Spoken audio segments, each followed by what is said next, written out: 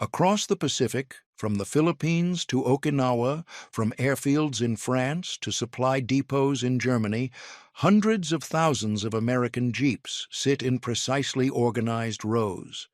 Their olive drab paint already faded from years of hard service. These small, rugged vehicles carried generals and privates alike.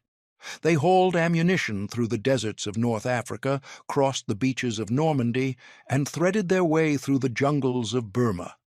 General George Marshall called the Jeep America's greatest contribution to modern warfare. Eisenhower ranked it among the 5 most vital pieces of equipment for victory. Now, with victory secured and millions of soldiers desperate to go home, these machines present an extraordinary problem.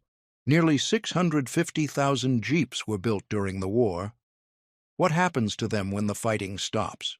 The answers would reveal everything from calculated destruction to ingenious reinvention, from the birth of an American icon to the creation of entirely new transportation cultures on the other side of the world.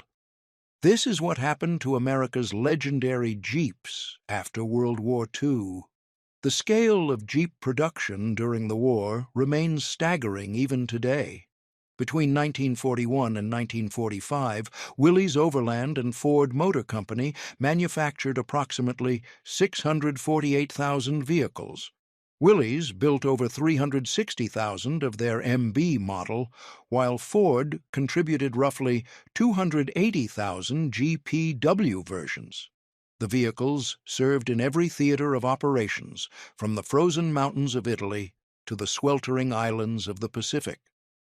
Each infantry regiment had an average of 145 Jeeps assigned to it. They served as reconnaissance vehicles, command cars, ambulances, weapons platforms, and supply haulers. Soldiers modified them endlessly, mounting machine guns, stretching their frames, adapting them for radio communications, even fitting them with railroad wheels to run on captured enemy tracks. By May 1945, these vehicles were scattered across the globe. Tens of thousands remained in Europe with the occupation forces. Others sat on islands throughout the Pacific, many barely accessible. Still more were stored at depots across the continental United States, awaiting disposal. The United States government faced a question that had no precedent. How do you process the largest single fleet of military vehicles ever assembled? The War Assets Administration was established to handle this mammoth task. Created in March 1946, this organization inherited responsibility for disposing of billions of dollars worth of surplus military equipment, and the Jeep was among the most desirable items on the list. Veterans returning home had spent years watching these incredible little vehicles tackle battlefields around the world. They knew what a Jeep could do, and they wanted one. In late October 1945, the government put the first 9,100 quarter-ton Army trucks up for sale. Federal agencies, state governments, and tax-supported institutions got first priority. Veterans came next, followed finally by civilians. Prices were set at depreciated but still substantial rates. The government sold surplus Jeeps for approximately $975 each, the equivalent of over $16,000 today. These were not cheap vehicles, and they were not in pristine condition. Many had seen combat. Some had been driven across half of Europe or through the mud of a dozen Pacific islands. The demand was extraordinary. At the Benicia Arsenal in California, over 10,000 veterans showed up in June 1946 to bid on approximately 1,600 available Jeeps. The line wound through the base and stretched more than a mile into the surrounding town. Some buyers had arrived the night before, sleeping in line to ensure their place. Similar scenes played out at Port Hueneme, where nearly 5,500 vehicles valued at $14 million were put up for auction exclusively to veterans. Yet for every Jeep that found a new owner, many more met a different fate entirely. The logistics of returning vehicles from overseas proved impossibly expensive in many cases. Shipping costs often exceeded the vehicle's value. Local commanders, pressured to wrap up operations and bring troops home, were given authority to dispose of equipment as they saw fit. What followed was destruction on a scale that seems almost incomprehensible today. In the Philippines, soldiers pushed hundreds of jeeps off piers into the ocean using bulldozers. One veteran recalled how his unit offered free jeeps to any serviceman willing to pay shipping costs back to the United States. Almost no one took the offer. The paperwork was too complicated, the expense too uncertain.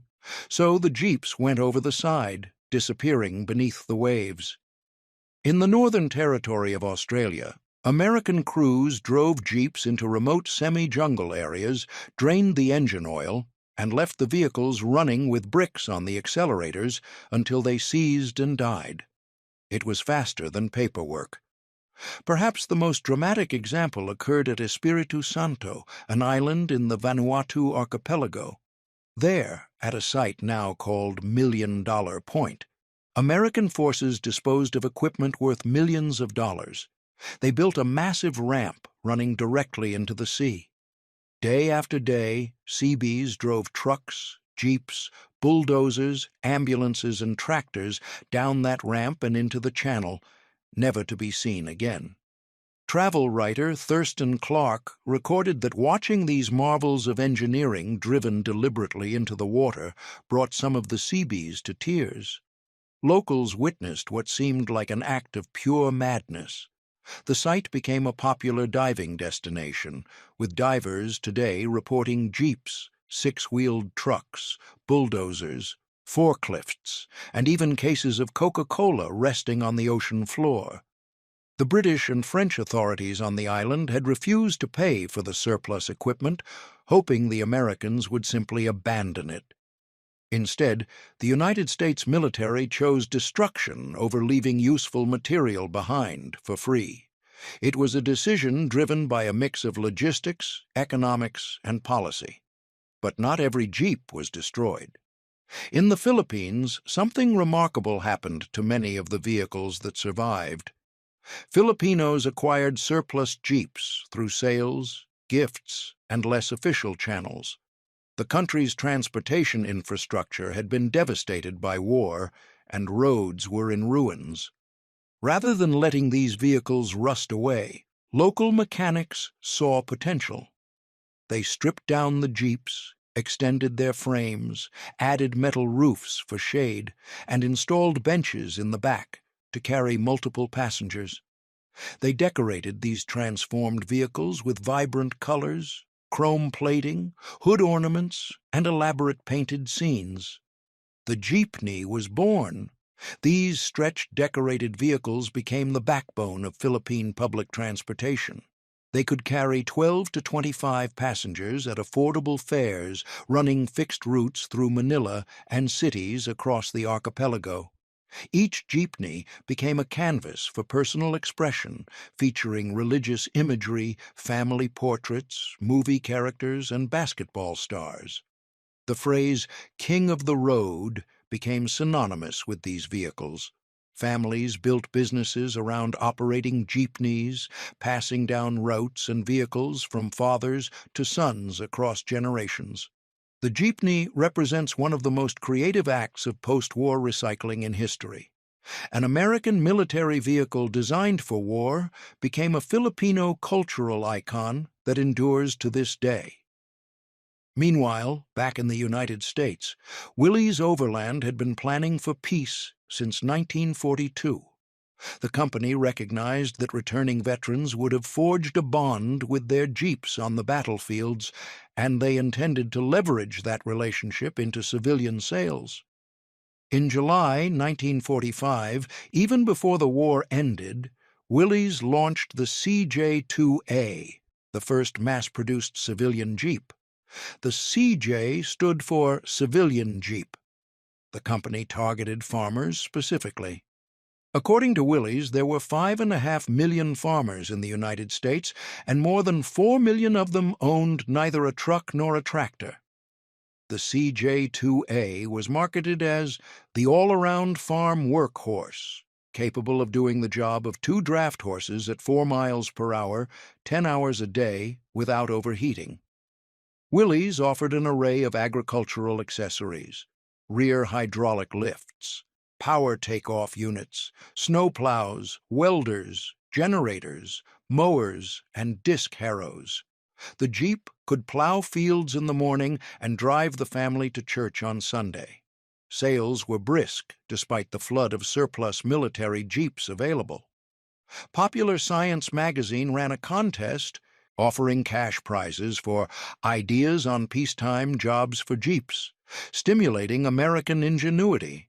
Soon, Jeeps were being used for everything imaginable. From 1949 to 1964, every Zamboni ice resurfacing machine used either a complete Jeep or a Jeep chassis as its base. The Zamboni Model A, using Jeep mechanics, could resurface an ice rink in 10 minutes, a job that previously took over 90 minutes by hand. The civilian Jeep line expanded rapidly. The Jeep station wagon arrived in 1946, the first vehicle to feature all-steel construction in a wagon format. The Jeep truck followed in 1947, marketed to farmers with the tagline, "All truck, all over."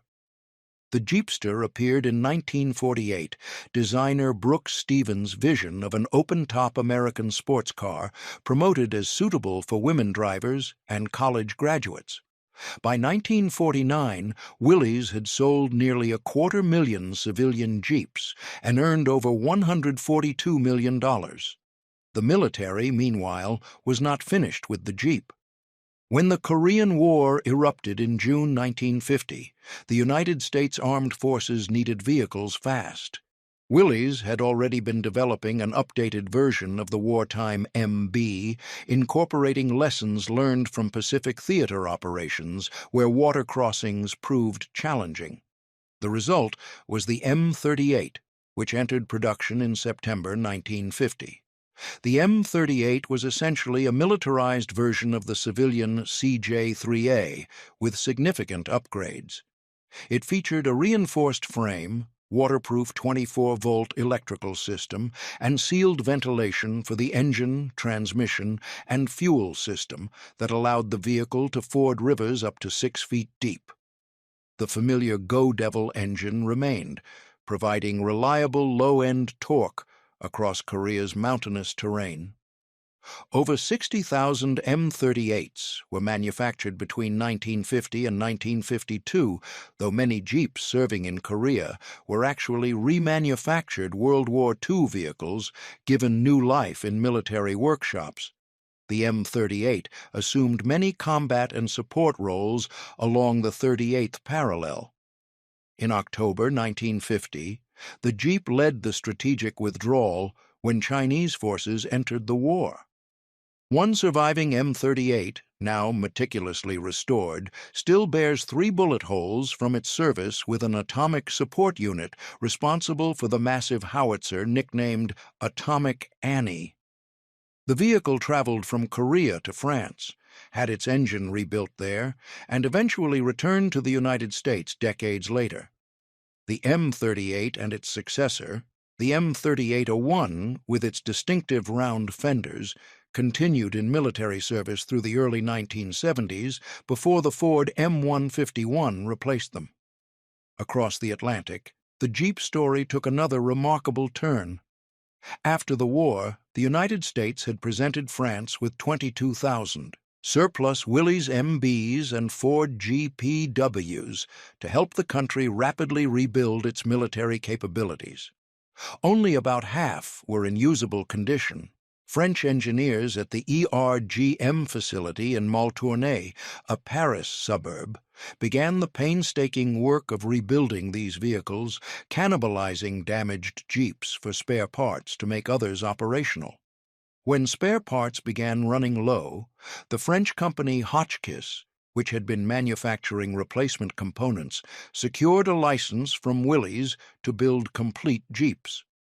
Beginning in 1955, Hotchkiss produced the M201, essentially identical to the American wartime design with minor improvements: a thicker gauge chassis, reinforced radiator, timing gears instead of chain drive, and electrical systems modified to NATO 24-volt specifications.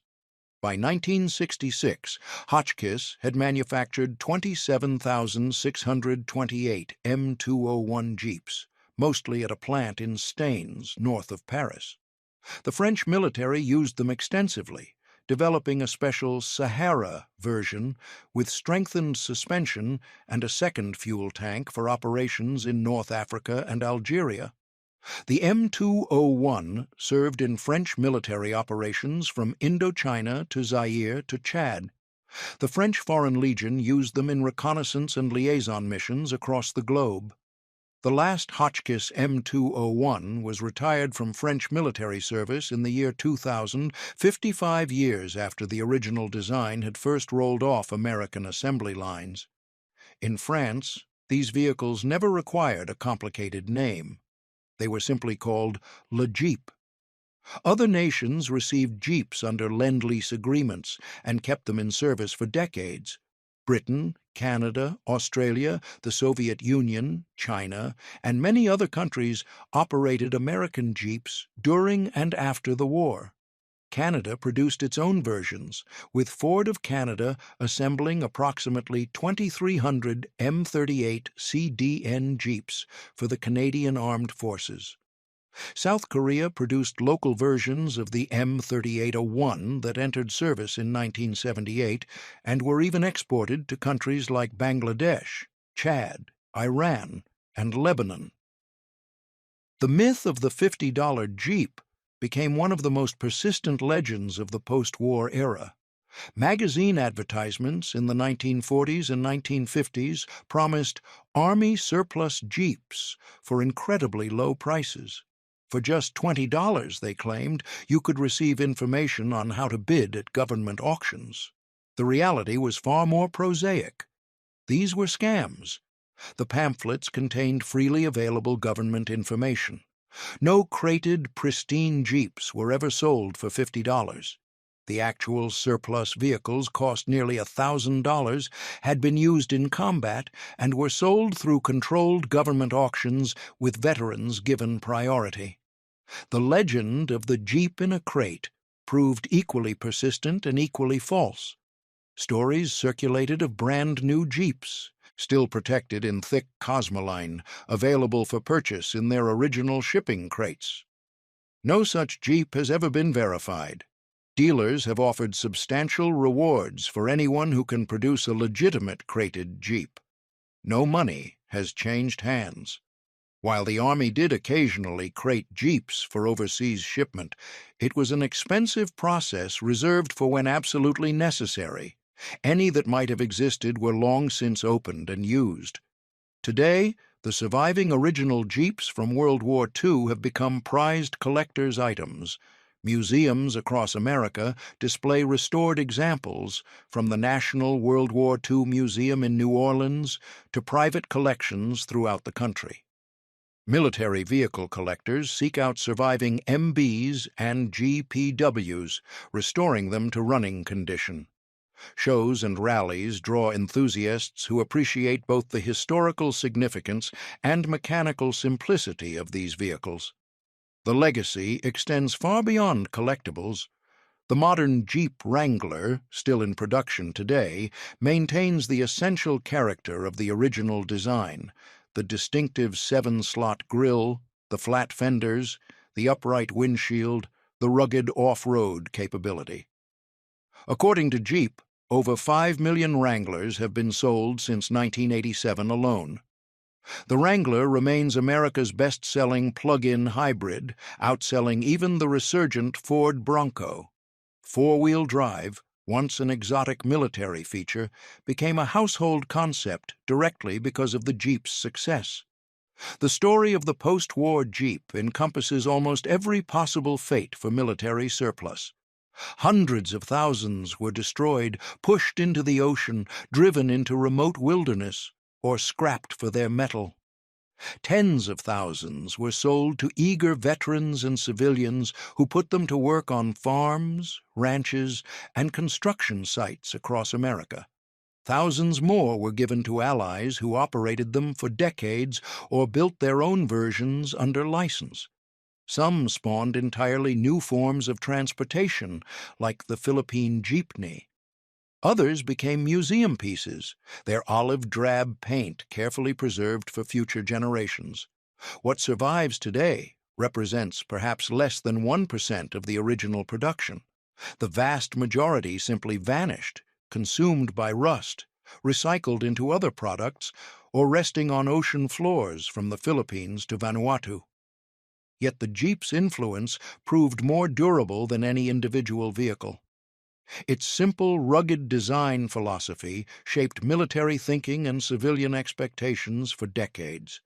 Its success demonstrated that a utilitarian machine could become beloved, that practicality and personality were not opposites. The men who built those original Jeeps in Toledo, Ohio, working around the clock during the war years, could not have imagined their creation serving French paratroopers in Africa, carrying Filipino families through Manila streets, or inspiring vehicles still in production 8 decades later. The Jeep that emerged from World War II was more than a vehicle. It became an idea, a template, a foundation for everything that followed. The story that began on American factory floors ended up scattered across the globe, above water and below, from museums to junkyards to dive sites to the streets of modern cities. And in that scattering, the Jeep achieved something its designers never intended. It became truly universal.